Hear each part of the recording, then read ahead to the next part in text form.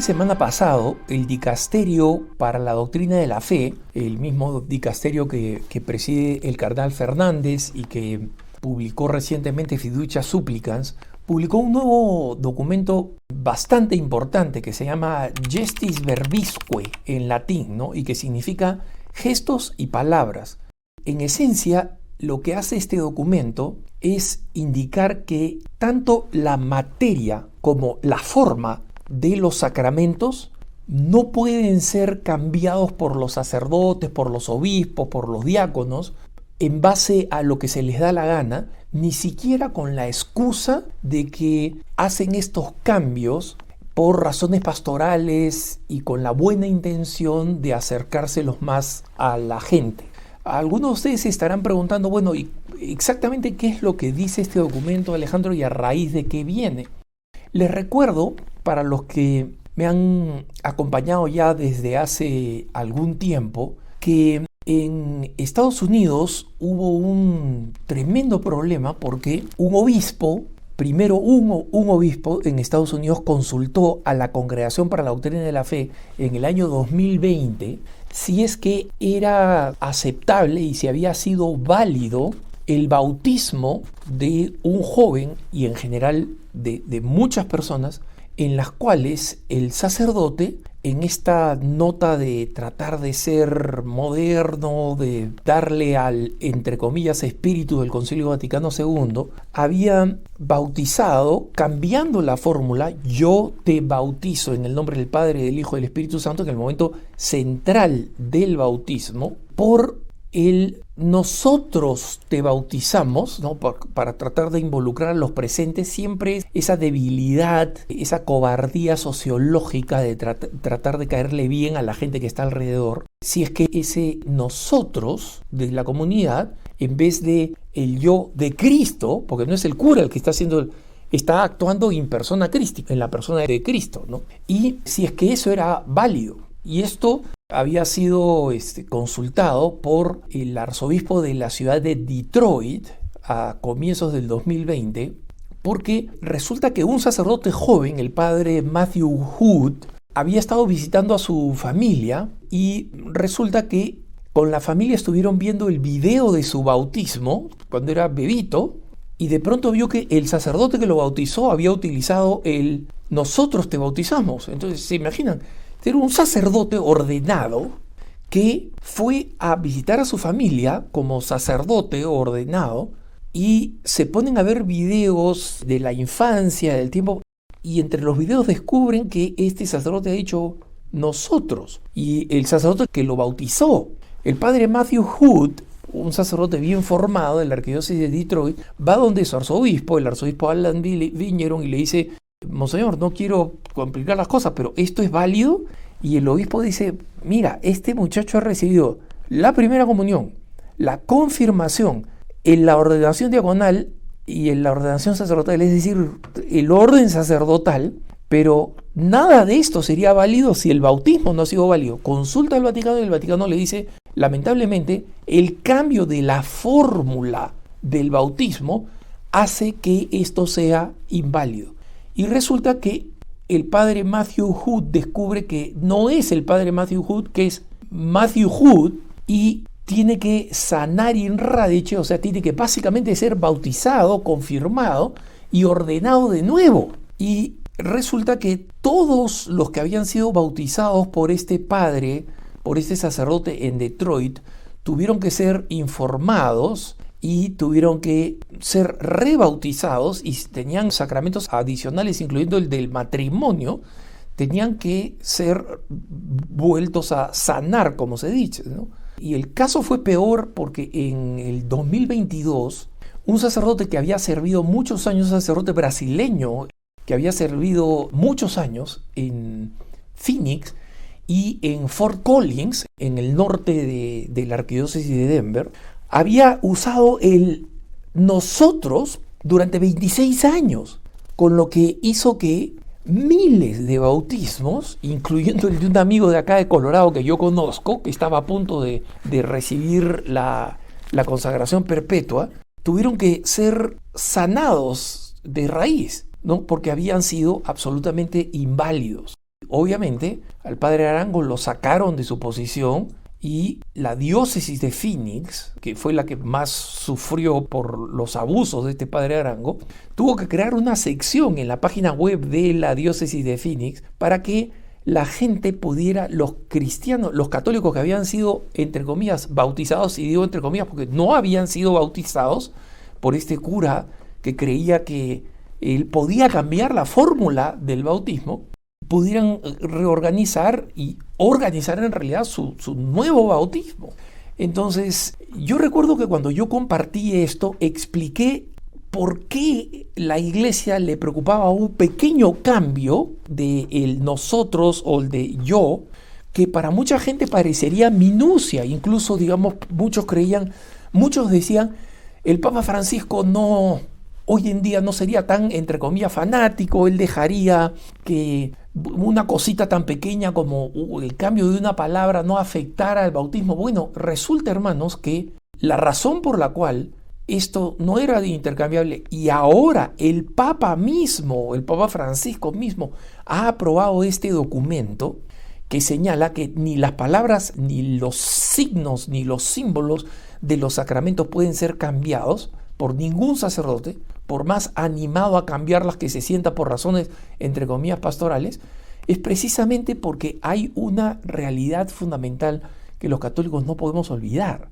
y es que Jesús le dio a los apóstoles y a los discípulos, en consecuencia, y esto quiere decir a los obispos y los sacerdotes de hoy, la potestad de atar en el cielo, atando en la tierra, y la potestad de que lo que desatan en la tierra será desatado en el cielo. Palabras del mismo Jesucristo. ¿Y esto qué cosa quiere decir? Quiere decir que los sacramentos son una realidad, hermanos. No son un símbolo, no son un gesto, no son una celebración, son una realidad.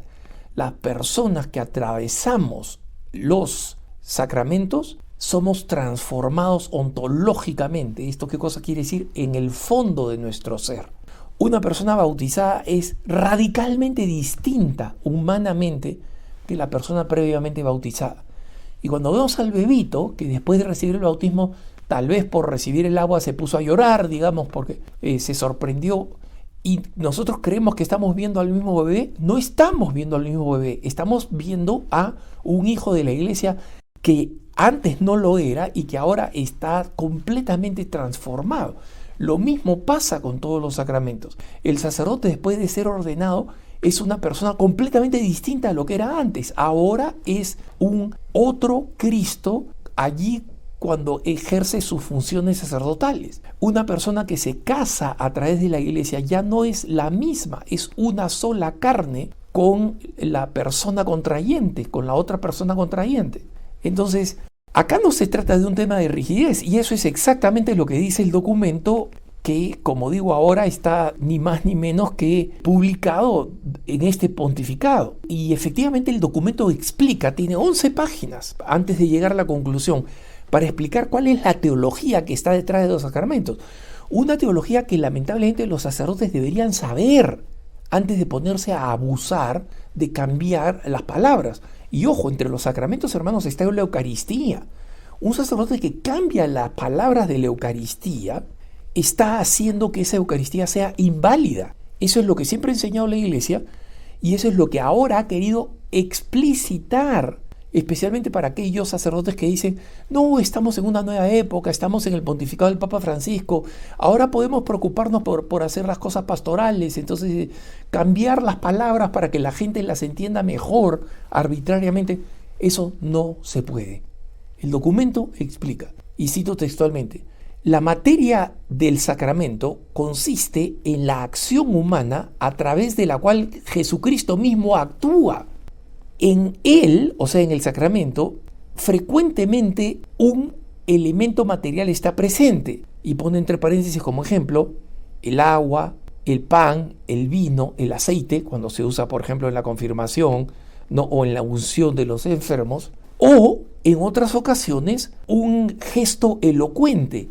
Paréntesis, menciona el documento como ejemplo la señal de la cruz, la imposición de las manos, la inmersión, la infunción el consentimiento, la unción. Todos estos son gestos que corresponden a los distintos sacramentos. Y después el mismo documento sigue explicando la forma del sacramento. En cambio, o sea, el sacramento tiene materia y forma. Esa es la enseñanza de la Iglesia. Todo sacramento tiene materia y forma. La materia son estos elementos materiales, por eso dice materia, y estos gestos elocuentes, evidentes, señal de la cruz, etc. Pero la forma del sacramento, en cambio, está constituida, cito textualmente, por la palabra que confiere un sentido trascendente a esa materia, transfigurando el sentido ordinario del elemento material y el sentido puramente humano de la acción que se está realizando. Esta palabra siempre está inspirada en distintas formas de las Sagradas Escrituras y encuentran su origen en la tradición viva de la Iglesia y ha sido con autoridad definida por el magisterio de la Iglesia. Es decir, cuando la Iglesia estableció las palabras de los sacramentos, especialmente las palabras centrales, yo te bautizo, y a partir de este instante son esposo y esposa, o en el nombre de la Iglesia, yo te perdono, en el nombre del Padre, del Hijo y del Espíritu Santo, no, yo te absuelvo de tus pecados, en el nombre del Padre, del Hijo y del Espíritu Santo, no son palabras que podrían ser transformadas por otras. Bueno, yo te limpio de todos tus pecados en el nombre del Padre, del Espíritu, del Hijo y del Espíritu Santo. El cambio arbitrario, muchas veces caprichoso y, en mi humilde opinión, estúpido, porque hay sacerdotes que cambian por palabras que ellos consideran que son más importantes, porque ellos las han inventado, porque ellos las están aplicando, que son más importantes que las palabras que están en el ritual, escritas y aprobadas por cientos de años. ¿Cuán narcisista tiene que ser un cura para creer que su elección de palabras es mejor que las que están basadas, como explica este documento, en la tradición viva de la Iglesia y en las Sagradas Escrituras? Y por eso el documento sigue diciendo la materia y la forma, es decir, los elementos materiales y simbólicos y las palabras, nunca han dependido ni pueden depender de la voluntad del individuo que celebra o de la comunidad individual. Si es que se trata de un grupo de personas que sienten que el espíritu del Concilio Vaticano II, entre comillas, los inspira, padre, ¿podría cambiar esta palabra por esta otra? Y el documento sigue diciendo, para todos los sacramentos, en cada caso, la observación de la materia y de la forma siempre han sido requeridas para la validez de la celebración, con la conciencia de que los cambios arbitrarios en sea uno que el otro, es decir, ya sea en la materia o en la forma, cuya gravedad y fuerza de invalidación tiene que ser clarificada en cada instancia, pone en peligro la imposición de la grasa sacramental con la evidente daño a los fieles. Es decir, al cura que se le ocurrió, qué lindo, voy a decir, nosotros en vez de yo, lo que ha hecho es negarle por su capricho, por su contumacia, por su estupidez, por su hipismo, por cualquier razón, incluso bien intencionada, ha hecho negarle la gracia sacramental a aquellas personas a las cuales les confería el sacramento que terminó no siendo un sacramento. Lo dice este documento nuevo. Y efectivamente esta nota concluye que lo que está escrito en los libros litúrgicos oficiales de la Iglesia Católica tiene que ser fielmente observado sin ninguna adición, remoción o cambio de nada. Así concluye este documento. Entonces, hermanitos, si eres sacerdote, haz lo que pide la Iglesia. Y si eres un laico, pídele al sacerdote que no haga lo que se le da la gana, especialmente si tú eres testigo o receptor del sacramento. Porque si no, lo que está haciendo son palabras humanas que no sirven para nada, y arrebatándote y arrebatando a los tuyos el derecho a recibir la gracia sacramental. Que tengas un buen día.